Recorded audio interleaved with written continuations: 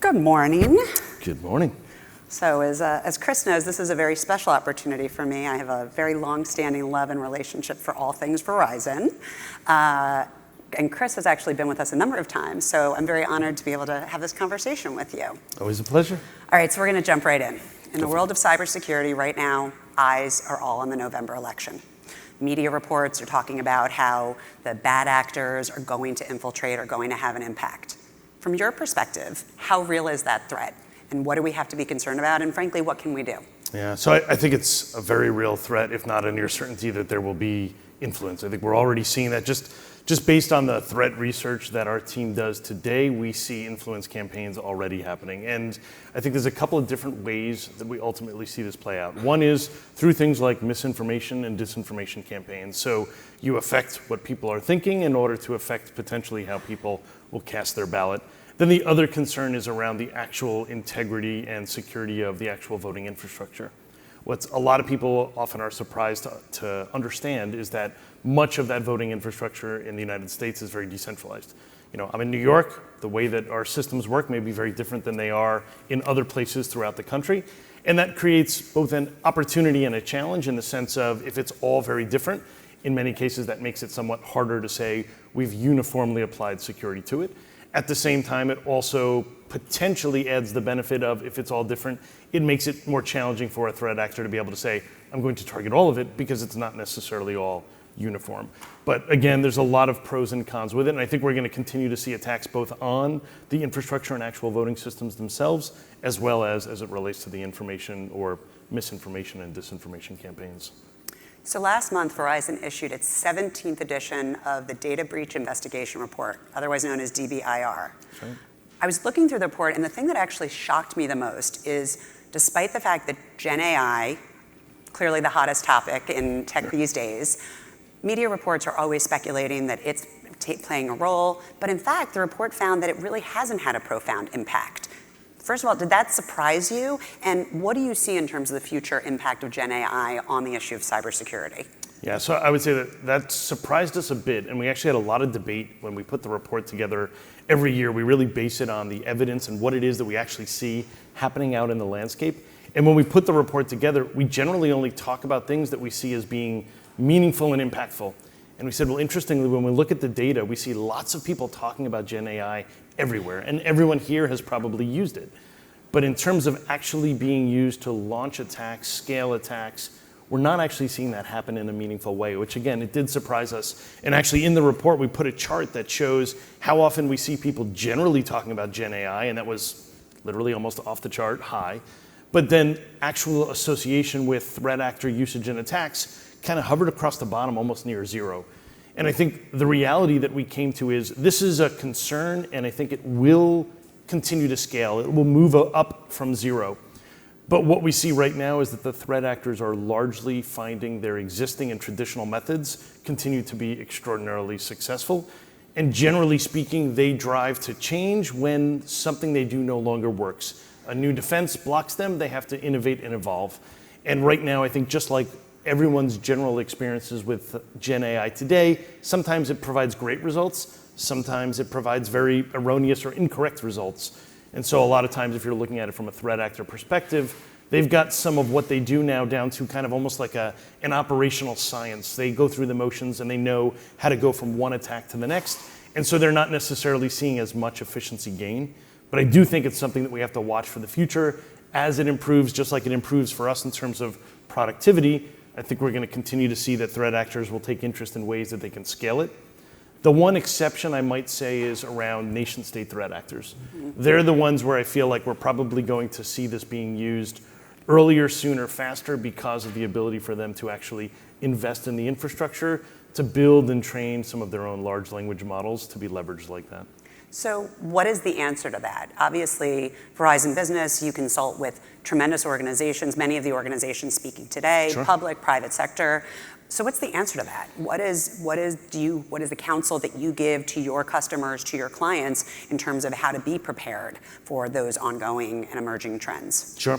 So I mean, one is, first, it's actually interesting in the report, one of the things we talked about was a lot of organizations' biggest risk from AI and generative AI is actually within their organization as opposed to external to it. So for the points I mentioned before, it's less likely someone's using AI to attack you. It's more likely someone internally is using a ChatGPT or a Gemini or something else, and what I would say kind of inappropriately or outside the company bounds, sharing information or conversing with it in a way that exposes sensitive intellectual property or confidential data.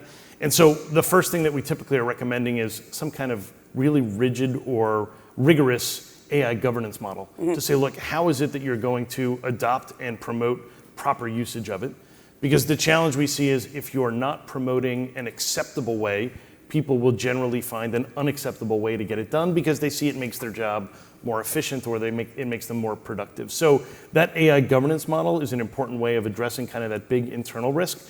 And then on the external risk, I think we're seeing a lot more in terms of evaluations we're doing and assessments we're doing with organizations today around their ability to leverage AI-driven tools for cyber defense, which I think is actually an area where we have a bit of a leg up in terms of the threat actors, as I mentioned.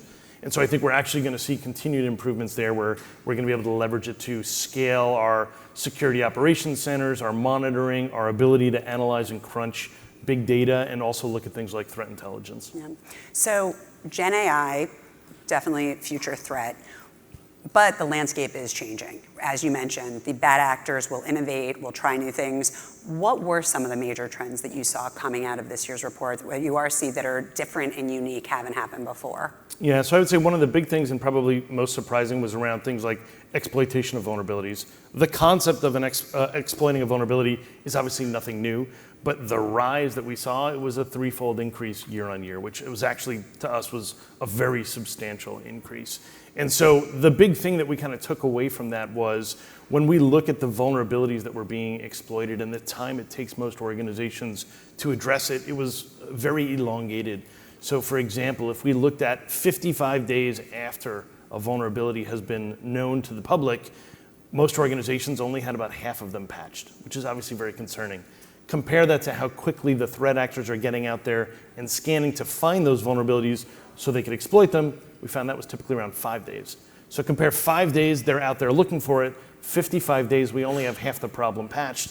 And so what we've started to have more conversations and dialogue with organizations about is things like cyber risk quantification, where we actually say, look at what your organization looks like. What are the systems you have? What are the applications? What is the data? Who are the users?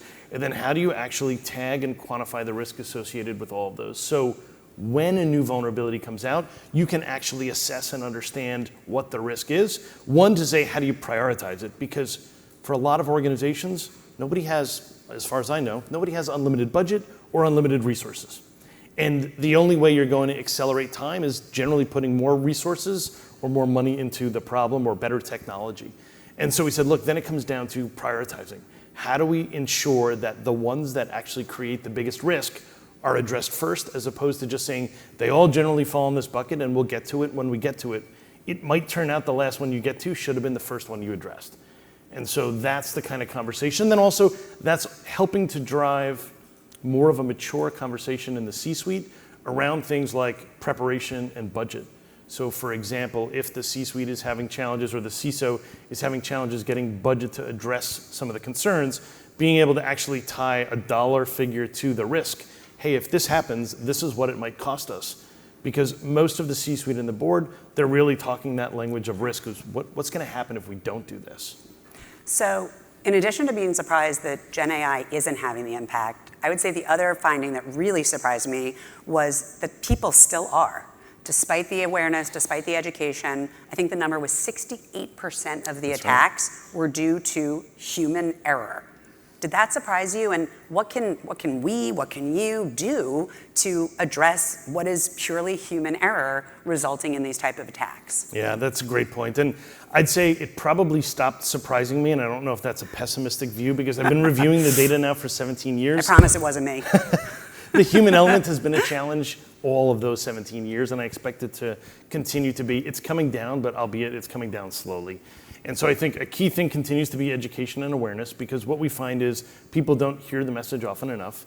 Our team goes out there and we investigate breaches for organizations of all sectors across all geographies, And we still run into the issue of we come down and find who user 0 was, where the breach started, and we have an opportunity to speak to them about, hey, did you notice anything unusual? What did you see? And it's usually after that organization has suffered a massive breach and we've had that conversation that they'll say, well, actually, yeah, I did notice something was awry, but I didn't tell anybody. I thought somebody else saw it. So I think it's just a constant vigilance around those efforts. Great. Well, Chris, thanks so much for being on our stage again. It was a pleasure as always. My pleasure. Thank you.